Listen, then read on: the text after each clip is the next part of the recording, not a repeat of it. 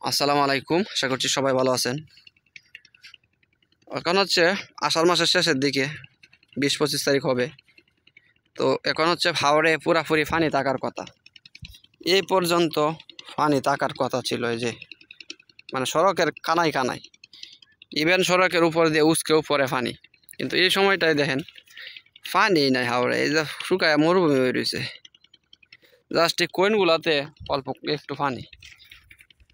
তো এই পাশেও দেখেন হাওড়ের এই অংশটায় পানি নাই, সব শুকায় গেছে। ওই পাশে হচ্ছে বিল আছে, সব শুকনা। এই যে লোকটা দাঁড়ায় রয়েছে, হাঁটু সমান পানি, এরকম হাঁটু সমানের চাইতেও কম। তো কথা হয়েছে যেটা, প্রত্যেক বছর বৈশাখ জ্যৈষ্ঠ মাসে পানি আসে, আষাঢ় শ্রাবণ ভাদ্র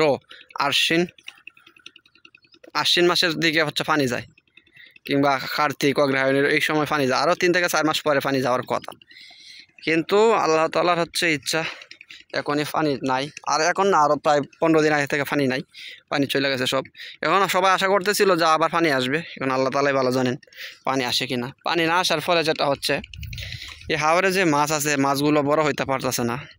আজকে থেকে 20 দিন আগে মাছ মারছিলাম, যেরকম সাইজ দেখছিলাম এখনও সেম সাইজই পাইতাছি, মানে একটুও বড় হইতেছে না মাছ। এখনও ছোটো ছোটোই, ফুটি মাছের ফনা ছোটো, ট্যাংরা মাছের ফনা ছোটো, কই মাছের ফনা ছোটো, বল মাছ আছে প্রচুর হাওরে, কিন্তু বল মাছের ফনা ছোটো, সব মাছটি ফনা ছোটো ছোটো। তো পানি যদি আরেকবার আইতো তাহলে ইনশাল্লাহ সব মাছ বড় হয়ে যেত। এখন বৃষ্টিরও বেশি একটা ভাব নাই, বৃষ্টি না হলে তো আবার পানিও আসে না। মূলত পানি তো মূলত আসে বৃষ্টির মাধ্যমে, বেশি বৃষ্টিপাত হইলে, ভারী বৃষ্টিপাত হইলে, একদিন টানা 2 থেকে 3 ঘন্টা বৃষ্টিপাত হইলে সব জায়গা বইরা যায়, 2 আর 3 হাত পানি বাড়ে। এক রাইতে যদি ভারী বর্ষা হয়, ডালা বর্ষা যেটা হয়। আজকে বেশি পানি নাই দেখে আমার এই জেলে কাকাও বেশি মাছ ধরতে পারতেছে না। যদি পানি বেশি থাকতো তাহলে ওনার এখানেও মাছ বেশি পাইতো, জাল বইরে যেত, একটা ধরে 500-1000 টাকার মাছ আইতো। এখন সবগুলা মাছ জাল মিলায় হয়তো 700-1000 টাকা হয়তো ইনকাম করে। ওনাদের জীবনটা খুবই কষ্টের, সারাদিনই মাছ মারে থাকতে হয়, পানিতে থাকতে হয়, এবং এই গ্রামে এই মানে পানিতে মিশে থাকতে হয় সারাদিন রোদের মাঝে।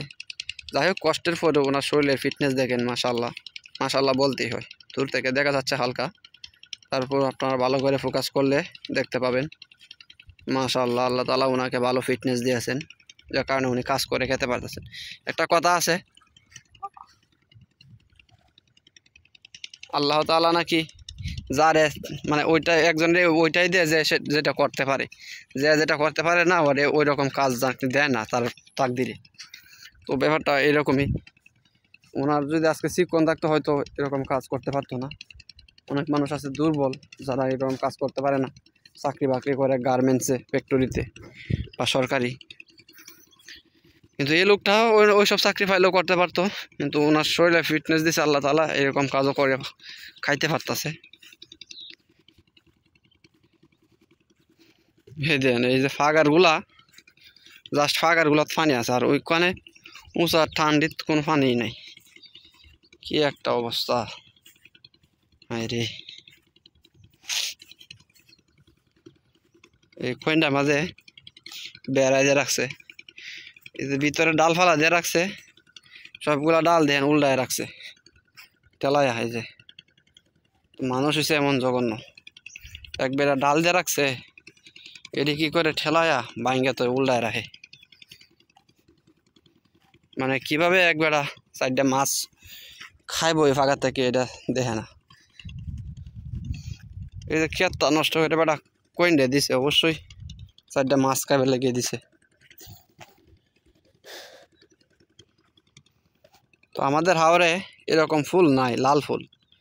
তো এই জায়গাটাত কয়েকটা ফুল হয়েছে, লাল লাল গোলাপ ফুল। এগুলা ফুট মানে যখন রাতের বেলা দেখছিলাম ওই দিন, লাইট টিপ দিয়ে দেখি সুন্দর হয়ে ফুলছে। আর এক একটা মানে আমি হাতে বের আসবে না, এত আধ হাতের থেকেও বেশি বড়, এত জায়গা নিয়ে ফুটে। আবার দিনের বেলা নেবে যায় বা ছোটো হয়ে যায়, আবার রাতের বেলা হচ্ছে আবার প্রস্ফুটিত হয়, দেখতে দারুণ লাগে, একদম লাল টুকটুকা। আল্লাহ তাআলার সৃষ্টি, এই যে একটা গাছের গুরুত্ব কি অপরিসীম। হ্যাঁ, রোদ কিন্তু নাই হাওরে, তারপরে যখন ওই জায়গাটায় ছিলাম তখন মানে শরীরটা গায়ে গেছিল। তো এখন হচ্ছে গাছটার নিচে আইছি, এত আরাম লাগতেছে বলার বাহিরে, বাতাসও লাগতেছে। ও যখন রোদে থাকি তখন শরীরে বাতাস লাগলেও বোঝা যায় না, খালি গামই বোঝা যায় যে গামতাছে এরকম। কিন্তু আবার গাছের নিচে যখন আয়া পড়ি তখন দেখেন আবার যে এই শরীর থেকে ক্লান্তি দূর হয়ে যায় বা এই বাতাস লাগে, অনেকটা এসির মতো কাজ করে বিষয়টা পার্সোনালি আমার কাছে। পানি কমে যাওয়ার ফলে মানুষ যে ব্যাপারে মাছ ধরতেছে, এদিকে লোকটা হচ্ছে আমার মনে হয় দাদা লাগে, মানে চেহারাটা ভালো করে দেখতে পারতাছি না। উনি হচ্ছে টানা জাল দিয়ে মাছ ধরতেছে। টানা জাল হচ্ছে কারেন্টের জাল আছে, ওই কারেন্টের জালটারে উপরে ফুলা দেয়, নিচে দিয়ে সীসা দেয়, তারপর টাইনা টাইনা মাছ মারে। এবং এভাবে হচ্ছে অনেক বোয়াল, শোল, লাটি মাছ, বেশি কই মাছ এগুলা পাওয়া যায়। বড় বড় মাছগুলা মারে, পুঁটি মাছ পায় বড় বড়গুলা। এটাই হচ্ছে মানে দেখাচ্ছি আপনাদেরকে। গ্রামে আরেকটা জিনিস দেখেন, যে সড়কটার অবস্থা দেখেন, গরু ছাগল যাইতে যাইতে বৃষ্টি লাগে সড়ক উল্টে গেছে। সড়ক দিয়ে জুতা ছাড়া হাঁটার কোনো সিস্টেম নেই।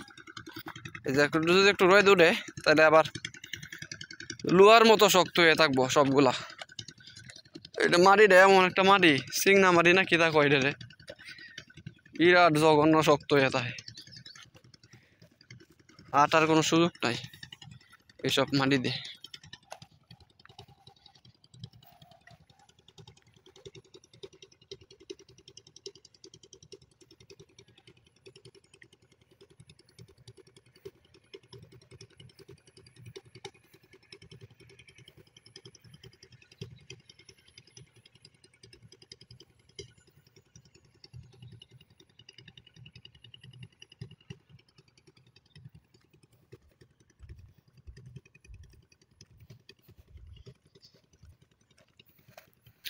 তো চ্যানেলটা ক্রিয়েট করছিলাম প্রায় 2 বছরের কাছাকাছি হইব, বাট আল্লাহ তাআলা হচ্ছে ধৈর্যের পরীক্ষা নিতেছে, এখনও মনিটাইজেশন মনে হয় নাই, মানে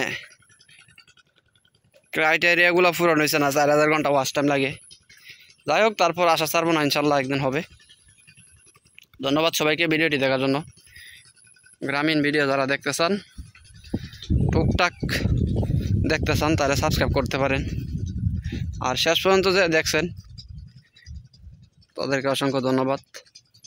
এ হচ্ছে কলা গাছের বাগান, প্রচুর কলা আসে বাগানে। ভালো থাকবেন সবাই, আল্লাহ হাফেজ।